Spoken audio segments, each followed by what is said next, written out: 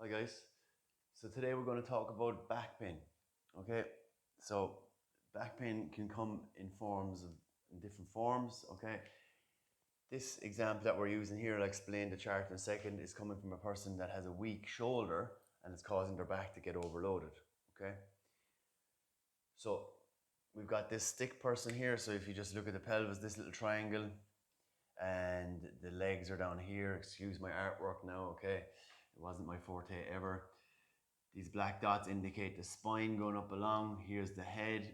These are your shoulder blades. And here's your arm muscles or your arm bones. So in the normal event of a person with low back pain, in the normal event of a person without low back pain, we ensure that the whole system here is working together. So 25%, 25%, 25%, 25%.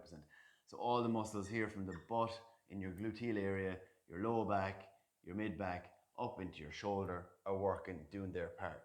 So that means there are no compensations. They're all contributing equally to the workload. Okay, so that's when you pick up something, when you lift something, they're all working together. Okay, in the context of the left-hand side here, a person has left-sided low back pain. We're obviously looking from the back of the person here.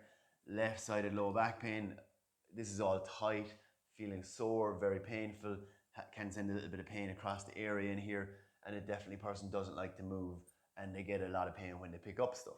Okay, so in this context, this low back area here is probably working at 40%, so it's working too much. Is that okay?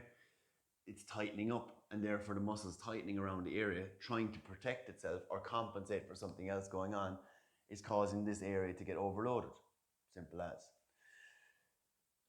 The bum muscle here in the glute is doing its 25%. And I've crossed over here because when it comes to the shoulder, there's usually a bit of a crossover between sides, okay? So that mid-back crossover point is doing its 25%, and the opposite shoulder is only doing 10, okay? So this is the chink in the chain, and this is the compensatory element in this example, okay? So what we would need to do is, person comes into me looking for help regarding the back pain, I say, that's fine, we can treat the lower back area, but we need to rehabilitate the shoulder, okay? Because that is linked in the person's history or story somewhere along the way, and this is just in one example, okay? So that's how you would solve that type of example of low back pain.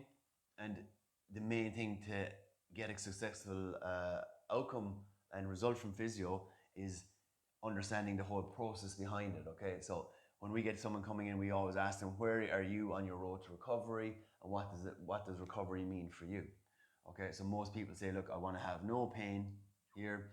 I want to have very good movement so I can move confidently and do whatever I want to do. That's fine. And I want to avoid the pain coming back, which is fair enough, okay? So there are the three main things, and then obviously for people who want to get back to sporting activities and higher level function, that's down here as well, and that's okay as well. We can definitely help with that. On this road to recovery, where most people stop physiotherapy is when they're 50%, 50 to 60% right, and that's when the pain is just starting to come around. It's manageable, it's a little bit there, but they're happy enough with it, and they think they're happy to stop going for physio then because, look, the pain is gone, that must mean I'm better. The answer is absolutely no to that.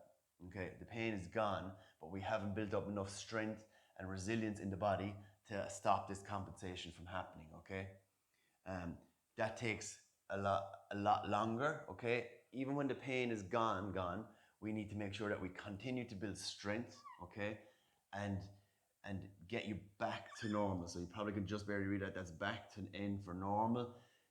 Get back to normal activities. So whatever that is for you, back to work, back to driving, back to playing your sport, or whatever things they are, you know what I mean? Tissues take time to get right. They take time to improve.